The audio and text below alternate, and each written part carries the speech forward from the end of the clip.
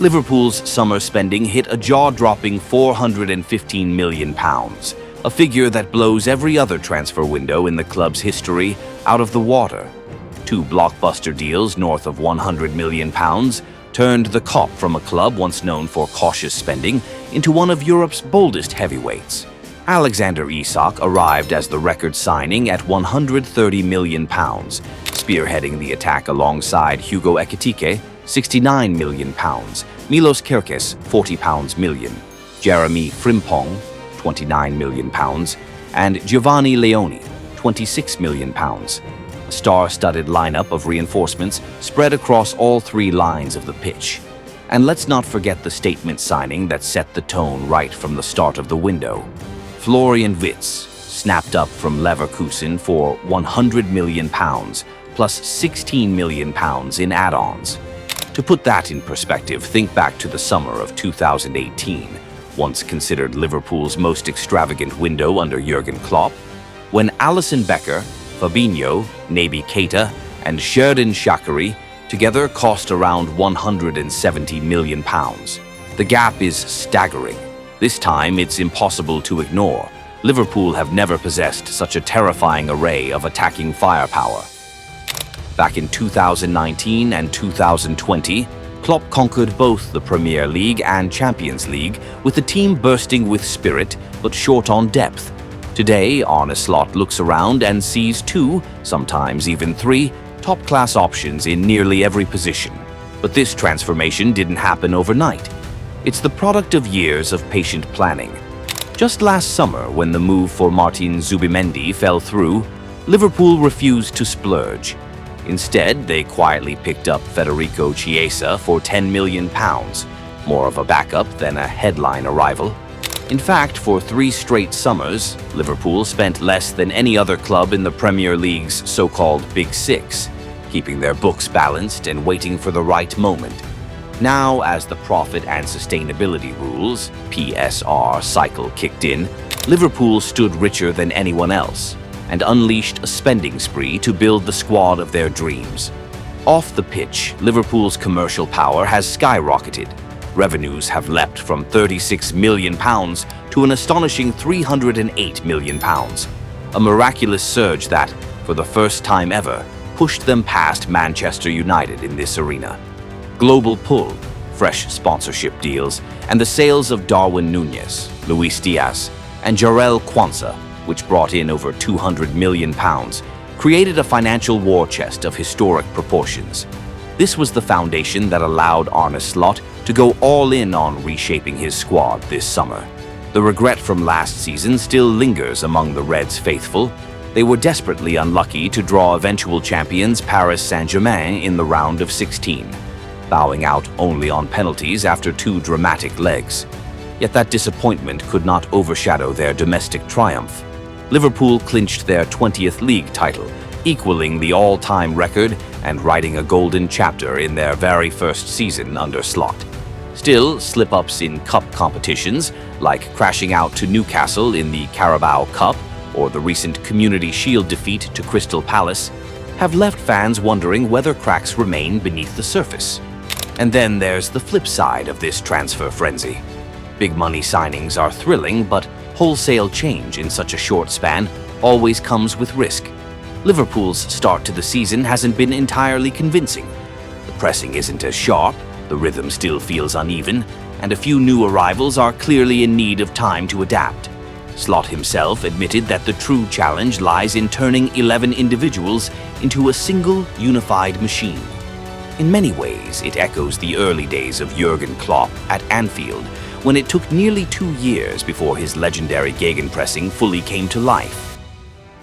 Looking back, Klopp's Liverpool reached extraordinary heights, conquering Europe in 2019, England in 2020, and consistently pushing deep into every competition. But their fatal flaw was a heavy reliance on a core group of players. As the cycle wore on, injuries and fatigue drained their energy, and with it, their grip on the biggest prizes slipped away. In contrast, this Liverpool side has been built to avoid the same tragic downfall of the Klopp era. A battle-hardened Virgil van Dijk can now rotate with Joe Gomez or Leoni, Mohamed Salah can finally rest, knowing Alexander Isak or Hugo Ekitike are ready to shoulder the attacking load. In midfield, Florian Wirtz and Alexis McAllister bring creativity and craft, while Ryan Gravenberch injects relentless pressing energy at the heart of the pitch. In terms of depth and variety, this might just be one of the strongest Liverpool squads ever assembled. But here's the burning question. Are they the best team in Europe right now? To answer that, we have to look at the other giants. First up, the reigning champions, Paris Saint-Germain. Who did they bring in this summer? Ilya Zabernay adds steel at the back, while the bold decision to replace Gianluigi Donnarumma with Lucas Chevalier marks a major gamble. Overall, their defensive structure looks sharper, while the midfield and attack remain largely intact. Unlike Liverpool, PSG don't boast the same sheer variety of options up front. But what they do have is chemistry, a core that has been playing together, building that unspoken understanding, that glue which can often prove decisive on the biggest nights. And then there's Luis Enrique. For Arne Slot, it's not just a battle of teams, it's a battle of wits against one of Europe's most tactical masterminds. On paper, the COP might have a slight edge, but until they go head-to-head, no one truly knows which way the scales will tip. The other rival we believe could seriously trouble Liverpool is Barcelona. Just last season, Hansi Flick guided them to a remarkable domestic treble, an achievement made even more impressive given the club's ongoing financial struggles, which still show no signs of easing. In the 2024-25 Champions League, though, they fell just short. Their bold, attacking approach cost them dearly, as they were undone by Inter in the semi-finals. Barcelona may be the most entertaining side in Europe, and Flick has no plans to abandon that high-risk philosophy. Instead, he's doubling down, placing his faith in the very players who made the difference. This summer saw Marcus Rashford and goalkeeper Joan Garcia arrive, but once again, recruitment remains a weak spot. Even so, with prodigies like the unstoppable Lamine Yamal and the ever-dangerous Rafinha, Barca still carry a terrifying edge. If they hit form midway through the season, they'll be a formidable obstacle for Arne Slot's men. So, is Liverpool the best team in Europe right now? Maybe it's too early to say, but do they have the potential to become the continent's top force this very season? Absolutely. The finances, the squad depth, the coaching philosophy, every piece is in place for a new cycle of dominance. And if everything clicks, we could witness a Liverpool side even more fearsome than the one Jurgen Klopp once led to Champions League glory. What's certain is this: Liverpool today are far stronger than they were a year ago. Back then, few believed they could go on to win the Premier League. They weren't seen as equals to Manchester City or Arsenal, nor did they boast the depth of squads more carefully prepared. The wear and tear from Klopp's final years still weighed heavy, and Slot's arrival was met with cautious optimism at best. But then the unexpected happened. The more they played, the better they became. Confidence grew with each passing week, and after Christmas they shifted gears, storming through the league and sealing their 20th title, 4 rounds early, with a 10-point cushion. It was a statement, a declaration of their return to the summit of English football.